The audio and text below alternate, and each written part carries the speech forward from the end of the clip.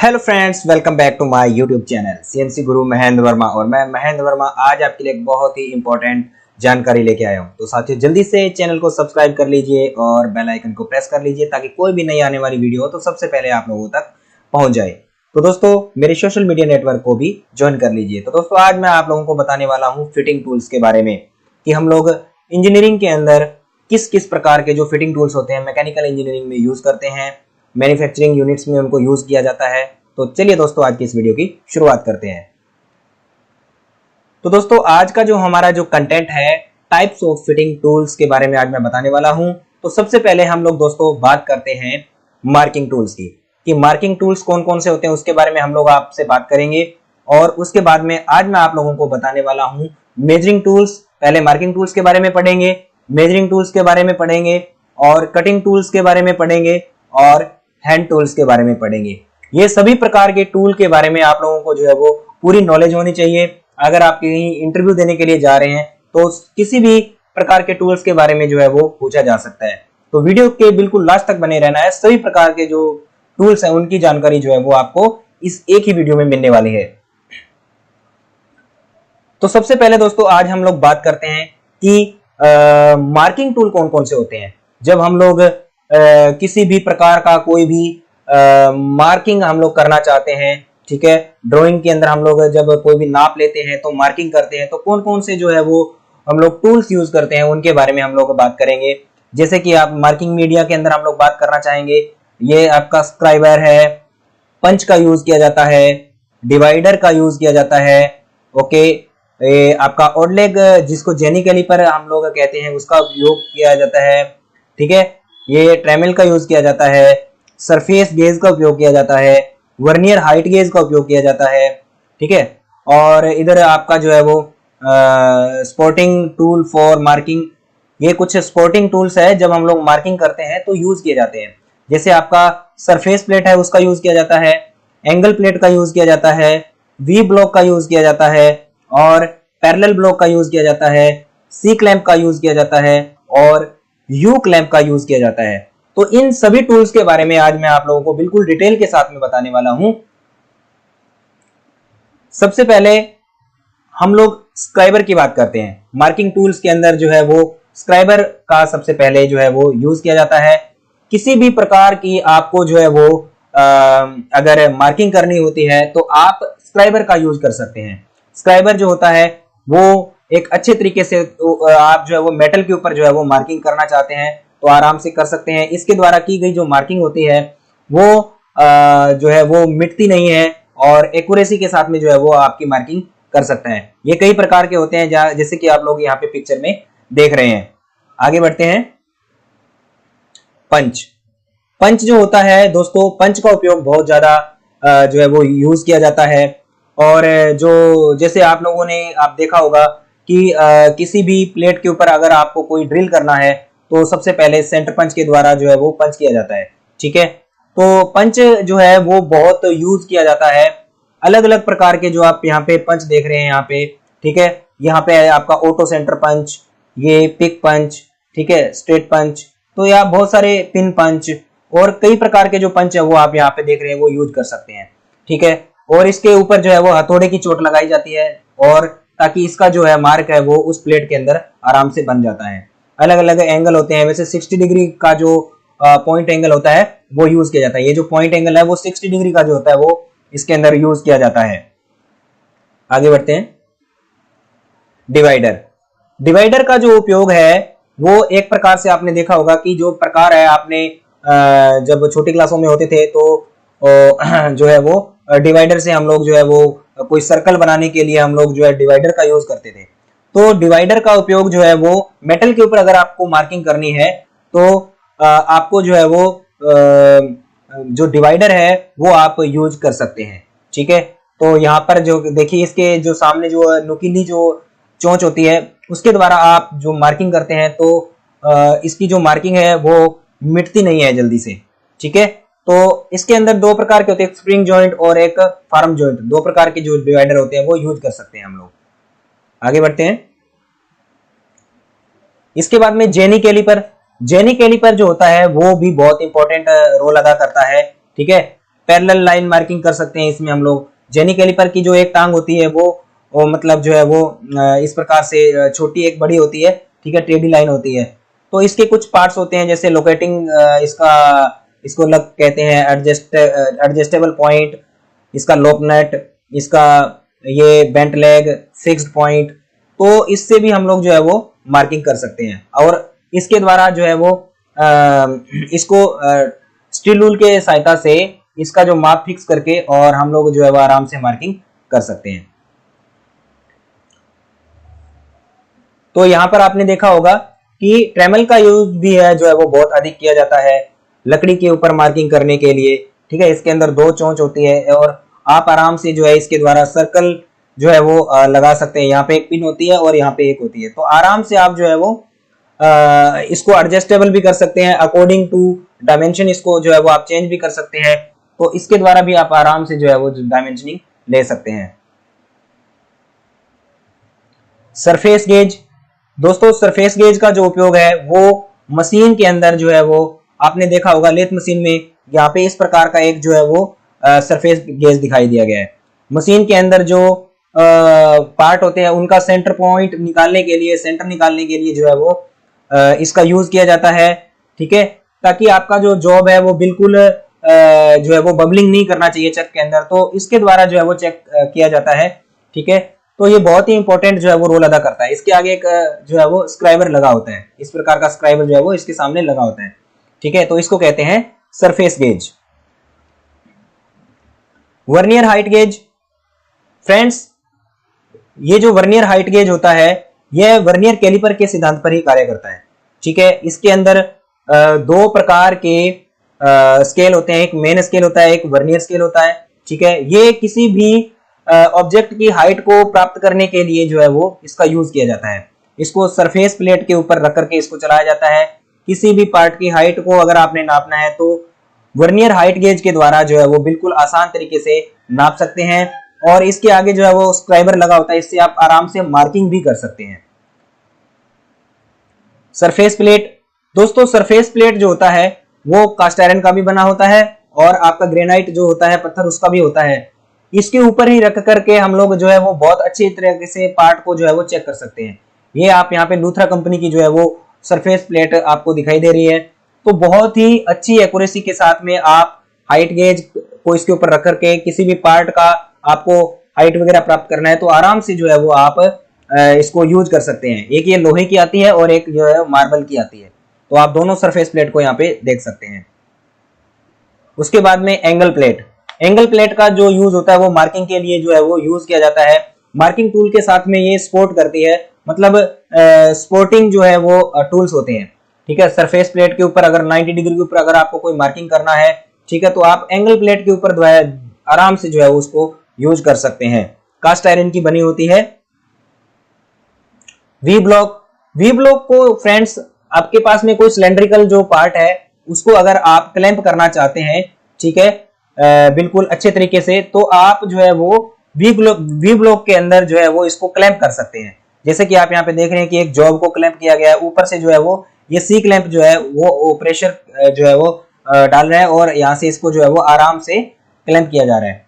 तो यहाँ पर आप वी ब्लॉक को जो है वो आराम से आप देख सकते हैं। इस वी ब्लॉक का जो अंदर का जो एंगल होता है फ्रेंड्स वो 90 डिग्री का एंगल होता है, ताकि आपकी जो जॉब इसके अंदर जो हमने लगा रखी है, जो सिलेंड्रिकल जो जॉब इसमें लगा रखी है, वो अच्छे तरीके से जो है वो इसके अंदर फिट हो जाए और किसी भी प्रकार से जो है वो हिल ना सके। पैरेलल ब्लॉक्स का भी बहुत जगह पे यूज किया जाता है, ठीक है। आगे बढ़ते हैं। सी क्लैंप, सी क्लैंप जो होता है फ्रेंड्स वो पार्ट को होल्ड करने के लिए जो है वो यूज किया जाता है। क्लैंप करने के लिए ये 2 प्रकार के होते हैं, एक तो सी टाइप का भी आता है और एक जो है वो यू टाइप का भी आता है, ठीक है। इसके अंदर जो है वो हम लोग इसका जो उपयोग है वो वी ब्लॉक के साथ में भी यूज किया जाता है, ठीक है। और इसके अंदर कोई वैसे भी अगर आपको कोई पार्ट को होल्ड करना है तो आराम से आप इसको जो है वो होल्ड कर सकते हैं। अब हम लोग बात करेंगे कटिंग टूल्स की। तो कटिंग टूल्स क्या होता है इसके बारे में बात करने वाले हैं। जैसे आपका कटिंग टूल्स जो होता है फिटिंग के अंदर जो यूज होने वाले फिटर ट्रेड के अंदर, जैसे हेक्सा, फाइल, ब्लेड, आपका ड्रिल मशीन इत्यादि प्रकार के जो आपके पार्ट्स होते हैं वो यूज किए जाते हैं। आगे जैसे reamer, tap, wrench, chisel, die, stock, बहुत सारे जो है वो यूज किए जाते हैं। और ग्राइंडिंग व्हील और grinding machine, counter boring tool, counter sinking tool, spot facing tool, ये सारे के सारे जो है वो यूज किए जाते हैं। फाइल एक प्रकार का एक कटिंग टूल है। अगर आप किसी भी पार्ट को घिसाना चाहते हैं, मेटल के पार्ट को, तो आप फाइल के द्वारा आराम से घिसा सकते हैं। ठीक है, कई प्रकार की फाइल्स होती है, तो आप आराम से जो है वो इनका यूज कर सकते हैं। आगे बढ़ते हैं। चीजल का, जिसको हम लोग छेनी कहते हैं, तो चीजल का उपयोग भी बहुत ही इंपॉर्टेंट होता है। फिटर ट्रेड के अंदर बहुत ज्यादा इसका यूज किया जाता है। हेक्सा का जो वर्क है वो हम लोग जिसको हम लोग लोहा काटने की आरी कहते हैं। ठीक है, इसके अंदर ब्लेड लगा होता है और इसके द्वारा हम लोग आराम से किसी मेटल को, हम लोग जो है वो लोहे के मेटल को या एल्युमिनियम के मेटल को आराम से काट सकते हैं। हेक्सा फ्रेम आप यहाँ पे देख रहे हैं कि किस प्रकार से जो है हेक्सा फ्रेम होता है। इसके अंदर आप जो है वो ब्लेड को फिट कर सकते हैं। ठीक है, और इस प्रकार से जो है वो आरी के जो ब्लेड के जो है वो दांत होते हैं, ठीक है, टीथ होते हैं, ये जो कटे हुए होते हैं, और इसके कई सारे पार्ट्स होते हैं। जैसे यहाँ से आप हैंडल होता है, ये हेक्सा ब्लेड होता है, ये विंग नट होता है। ठीक है, ये आपका इसका जो है वो फ्रेम होता है। तो ये सारी चीजें जो है वो इस्तेमाल की जाती हैं। इसके बाद में मैं बात करूंगा ड्रिल। तो ड्रिल जो है वो छेद करता है किसी पार्ट के अंदर। अगर आप छेद करना चाहते हैं तो ट्विस्ट ड्रिल के द्वारा हम लोग जो है वो छेद आराम से कर सकते हैं। ड्रिलिंग मशीन भी आपने देखी होगी कि ड्रिलिंग मशीन जो होती है उसके अंदर ड्रिल टूल लगाया जाता है, उसमें एक मोटर लगी होती है, स्पिंडल होता है, जिसके द्वारा हम लोग आराम से किसी भी पार्ट को उसके ऊपर फिट करके उसमें जो है वो होल कर सकते हैं। रिमर का जो उपयोग है वो ड्रिल किए गए होल के अंदर अगर आप किस प्रकार की कोई भी बर आ जाती है तो उस बर को रिमूव करने के लिए रिमर का जो है वो उपयोग किया जाता है। Tap and tap wrench. Tap का जो उपयोग होता है वो ड्रिल किए गए किसी भी होल के अंदर जो है वो चूड़ियां काटने के लिए जो है वो यूज किया जाता है। और यहाँ पर जो हैंडल होता है इसके अंदर जो है वो टेप को बांधा जाता है और मैनुअली हाथों के द्वारा जो है वो आराम से किसी भी होल के अंदर चूड़ी को काट सकते हैं। डाई एंड डाई स्टोक के द्वारा हम लोग जो है वो, ये डाई है, डाई के द्वारा हम लोग एक्सटर्नल थ्रेड जो है वो काट सकते हैं। और डाई स्टोक जो होता है उसके अंदर डाई को फिट किया जाता है और उसके बाद में जो है वो आराम से चूड़ियां जो है किसी भी भारी पार्ट के ऊपर हम लोग काट सकते हैं। स्क्रैप को हटाने के लिए जो है वो इसका जो है वो मशीन के ऊपर जो है वो यूज किया जाता है। ये एक चाकू के आकार का होता है जिसके द्वारा जो है वो आराम से स्क्रैप को जो है वो रिमूव किया जा सकता है। ठीक है, ग्राइंडिंग व्हील के ऊपर हम लोग क्या कर सकते हैं, जैसे हमने कोई किसी पार्ट को अगर हमने घिसाना है तो घिसा भी सकते हैं। और ग्राइंडिंग व्हील के द्वारा हम लोग जो है वो कटिंग टूल्स होते हैं जो लेथ मशीन में यूज किए जाते हैं या फिर अदर जगह पे यूज किए जाते हैं, उनको तीखा करना हो, ठीक है, तो हम लोग ग्राइंडिंग व्हील की सहायता से जो है वो इसको तीखा कर सकते हैं। यहाँ पे ग्राइंडिंग मशीन है, यहाँ पे आप देख रहे हैं कि एक सरफेस ग्राइंडिंग मशीन है, एक पेडेस्टल ग्राइंडिंग मशीन है। तो दोनों का ही जो यूज है वो बहुत ही इंपॉर्टेंट होता है। किसी भी पार्ट को अगर आपने अच्छी सी सरफेस उसकी फिनिश करनी है तो आप सरफेस ग्राइंडिंग का उपयोग कर सकते हैं। स्पोर्ट फेसिंग, जिस प्रकार से स्पोर्ट फेसिंग का टूल है, आपने अगर किसी भी पार्ट के ऊपर से स्पोर्ट फेसिंग के द्वारा जो घूमते हुए टूल के द्वारा उसके सरफेस को रिमूव करना है, मेटल रिमूव करना है, तो आप स्पोर्ट फेसिंग के द्वारा कर सकते हैं। काउंटर बोरिंग करना चाहते हैं तो ये काउंटर बोरिंग का टूल है। इस प्रकार का टूल जो है वो आराम से काउंटर बोरिंग कर सकता है। और उसके बाद में बात करेंगे काउंटर शेंकिंग। काउंटर शेंकिंग का जो टूल है वो आईडी के अंदर जो है वो एक काउंटर बनाने के लिए जो है वो यूज होता है। ठीक है, तो इसका यूज हम लोग काउंटर शेंकिंग कहते हैं इसको। और मेजरिंग टूल्स की बात करते हैं। मेजरिंग टूल्स में हमारे बहुत सारे टूल्स यूज किए जाते हैं, जैसे कि आपका steel rule, measuring tape, caliper, vernier caliper, micrometer, vernier height gauge, try square, combination set, बहुत सारे प्रकार के जो है वो टूल्स आपके यूज किए जाते हैं। तो इन सभी के बारे में मैं आपको बताऊंगा। ये लाइनर मेजरमेंट के लिए, ये प्लान मेजरमेंट के लिए और ये एंगुलर मेजरमेंट के लिए, तो अलग अलग जो है वो यूज किए जाते हैं। स्टील रूल का एक कॉमन यूज होता है, आप कहीं भी वर्कशॉप के अंदर कोई लीनियर मेजरमेंट का आपको लेना है तो आप यहाँ पे जो है वो नाप सकते हैं। स्टील रूल जो है वो स्टेनलेस स्टील का बना होता है जिसको आम भाषा में फिट्टा भी कहा जाता है। कैलिपर्स, आप लोग लेथ मशीन के ऊपर आपने देखा होगा आउटसाइड कैलिपर, इनसाइड कैलिपर्स, तो मशीनों के ऊपर जो है वो इसका यूज किया जाता है, ठीक है, गोलाई मापने के लिए। ये जो है वो इनडायरेक्ट टूल होते हैं, ठीक है, क्योंकि इनके द्वारा जो माप लिया जाता है उसके अंदर हम लोग जो है वो डायरेक्ट टूल्स की सहायता जरूर लेनी होती है। वर्नियर कैलिपर एक कॉमन टूल है, ये दो प्रकार के आते हैं, एक मैनुअल होता है, एक डिजिटल होता है, ठीक है। ये आपका outside diameter, inside diameter, depth, लंबाई, चौड़ाई, मोटाई आराम से जो है वो नाप सकता है। एक मेजरिंग इंस्ट्रूमेंट है जो हर वर्कशॉप में मिल जाता है, बहुत ही इंपॉर्टेंट टूल होता है। माइक्रोमीटर भी वर्नियर कैलिपर की तरह ही जो है वो एक बहुत ही इंपॉर्टेंट टूल है, और यह जो है नट बोल्ट सिद्धांत पे कार्य करता है। दोनों प्रकार के आते हैं, डिजिटल भी होता है और मैनुअली भी होता है, राइट। वर्नियर हाइट गेज, किसी पार्ट की हाइट को मापने के लिए वर्नियर हाइट गेज का उपयोग किया जाता है, ठीक है। यह भी डिजिटल भी आता है, डायल में भी आता है और मैनुअली भी यूज किया जा सकता है। इसको सरफेस प्लेट के ऊपर रख करके जो है वो इसको यूज किया जाता है। ट्राई स्क्वायर, अगर आप किसी भी पार्ट को 90 डिग्री एंगल पे मैच करना चाहते हैं या फिर मेजर करना चाहते हैं तो आपको ट्राई स्क्वायर का यूज करना होगा। इसको आम भाषा में जो है वो गुणिया भी कहा जाता है। कॉम्बिनेशन सेट, कॉम्बिनेशन सेट का जो यूज है हम लोग एंगल को मेजर करने के लिए करते हैं, लाइंस के लिए भी यूज करते हैं, ड्राफ्टिंग के लिए भी इसका यूज है वो किया जाता है। ऑर्डिनरी बिवल प्रोटेक्टर, एंगल को मेजर करने के लिए बिवल प्रोटेक्टर का जो यूज है वो किया जाता है, और इसका जो लिस्ट काउंट होता है वो होता है आपका 5 मिनट। वर्नियर बिवल, वर्नियर बिवल प्रोटेक्टर का यूज भी जो है वो किया जाता है एंगल को मेजर करने के लिए। साइन बार जो है वो इसका यूज भी जो है वो एंगल को मेजर करने के लिए किया जाता है। ये कॉमन टूल है जो फिटिंग के अंदर जो है वो काम में आते हैं। साइन बार का यूज आप देख सकते हैं कि किस प्रकार से जो है वो यूज कर सकते हैं, किस प्रकार से एंगल को जो है वो आराम से जो है वो मेजर कर सकते हैं। साइन बार यहां पर जो है आप यूज देख रहे हैं कि किस प्रकार से जो है वो यूज किया जाता है साइन बार का। स्ट्रेट एज का यूज भी किया जाता है, ठीक है, स्ट्रेटनेस चेक करने के लिए। स्पिरिट लेवल का यूज किया जाता है कि आपकी सरफेस जो है वो बिल्कुल इक्वल है या नहीं है, खुरदरी तो नहीं है, उसमें किसी भी प्रकार का कोई टेपर तो नहीं है, तो वहां से उसका लेवल मापने के लिए जो है वो इसका यूज जो है वो किया जाता है। आजकल जो है वो इसमें मरकरी होता है, पारा इसमें डला होता है, और आजकल जो है वो डिजिटल का यूज भी जो है वो होने लग गया है।